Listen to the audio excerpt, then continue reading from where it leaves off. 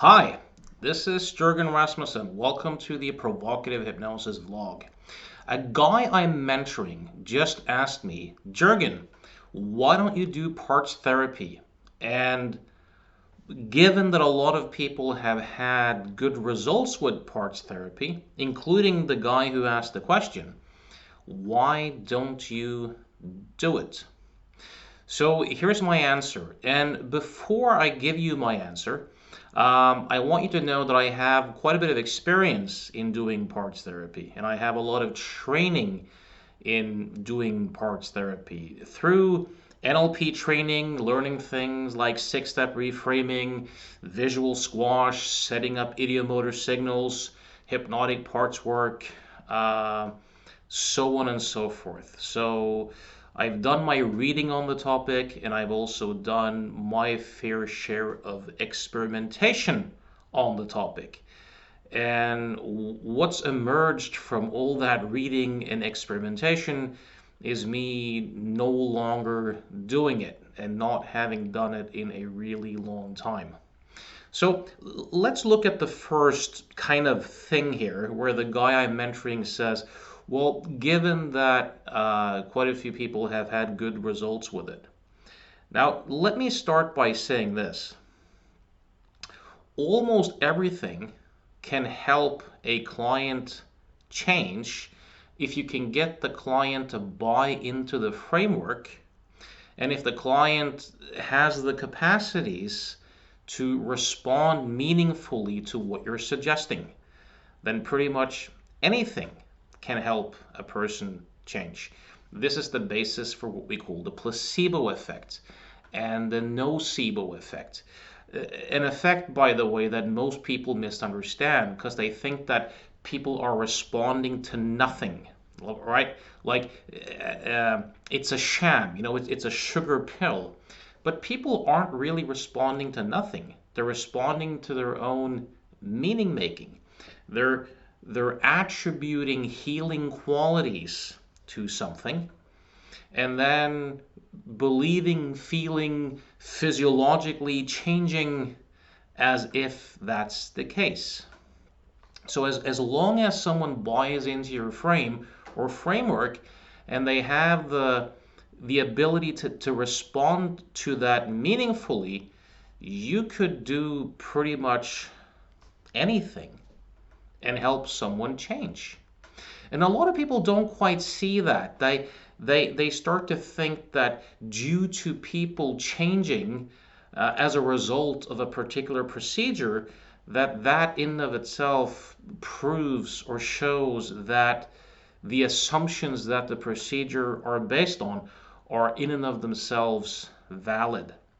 So the main reason I don't like to use parts therapy is because I don't like to presuppose that people have parts that are somehow dissociated.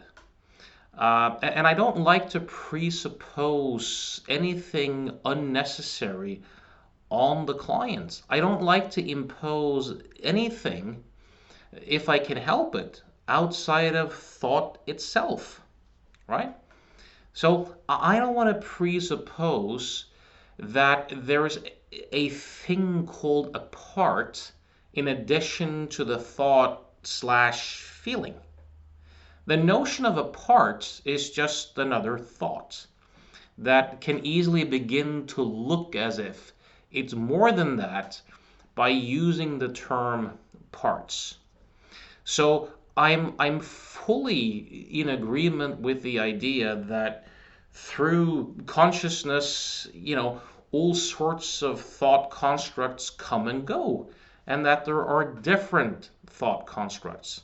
And what I aim to do with people is to help them see that and to have a different relationship to that and to no longer identify with that and make a self out of it, right? That's the direction that I have a tendency to move in with clients if I can. I don't like to, once again, presuppose this idea that due to the fact that different thoughts appear, that there's this thing called a part that needs to be accessed and communicated with in a kind of dissociated way for change to happen. In my experience, that makes change work, for the most part, more cumbersome than it really needs to be. This is also the reason why I don't presuppose root causes, because there aren't any, right? It's also why I no longer presuppose timelines, because people don't really have timelines. The notion of a timeline is just another thought. It's also the basis for me not using the whole mental illness frame, as in, you have this mental illness called depression, and then there's this method called cognitive behavioral therapy, for example, that can work on your depression. I see no reason to do that whatsoever. First of all, and I've made a video on this, why mental illness is a myth. The whole mental illness thing is a metaphor. It's a metaphorical diagnosis. Sure, the person may have unpleasant body sensations and call it stressful thoughts, and it's well worth to help someone develop a different relationship to their inner experience and to develop insights around that. But I don't like to presuppose that there's a thing called depression in addition to the thought process, and that there's a method that will work on and cure said thought process, said disease. This to me is imposing a lot of unnecessary stuff that doesn't really need to be there. Now, despite that, a lot of people who operate from the frame of, we will use the treatment CBT or cognitive behavioral therapy, or even better often, cognitive behavioral hypnotherapy, to work on your depression, a lot of these people get good results. It's just that I think that they're adding stuff that's unnecessary that they could easily do without. I used to presuppose an unconscious mind and a conscious mind as two different entities. And I was taught by one of my original NLP teachers to talk about the so-called prime directives of the unconscious mind. That's a form of parts work, if you will. And what I have discovered is I no longer even use terms like an unconscious mind. I don't introduce that terminology to my clients. I've found change work to be easier by no longer presupposing a conscious and unconscious mind as two distinct parts, or presupposing that people have root causes or parts or timelines or what have you. One of the most important things I've learned as a result of exploring hypnosis and studying hypnosis is that what emerges during client sessions is way less about discovery and way more about co-creation. So most of what clients discover during a change process is not so much a discovery, it's a co-creation. It's something that the client creates as part of the process, aided by contextual factors, the so-called therapeutic relationship, and the stuff that you're suggesting, if they're able to respond to it in a meaningful way. I'll give you a couple of funny examples of this. And I think this is one of the weaknesses of most meditation teachers and meditation communities, is that they seem to have very little understanding of hypnosis, suggestion, memory, social psychology, these sorts of things. So as one fun example of this, I remember I went to a course in New York while I was vacationing there on Big Mind. It was a guy called Genpo Roshi. And it was a 2.5 day course. And for the first day and a half, Genpo Roshi and this other guy, I think his name was Bill Harris, and Bill Harris clearly had a NLP background, or at least some knowledge into NLP. They essentially spent the first day laying out the framework and kind of suggesting the existence of all these parts, that we have an inner critic and an inner controller, and all these sorts of, I can't even remember all the terms, but essentially all these various parts, an inner child, and so on and so forth. And then during the second day, I was having belly laughs as person after person discovered that they had all these parts, and a lot of people were blown away that they had these parts, right? And everybody seemed to think that these were discoveries, right? But I can tell you from a lot of hypnotic experiments, these aren't discoveries. These are co-creations.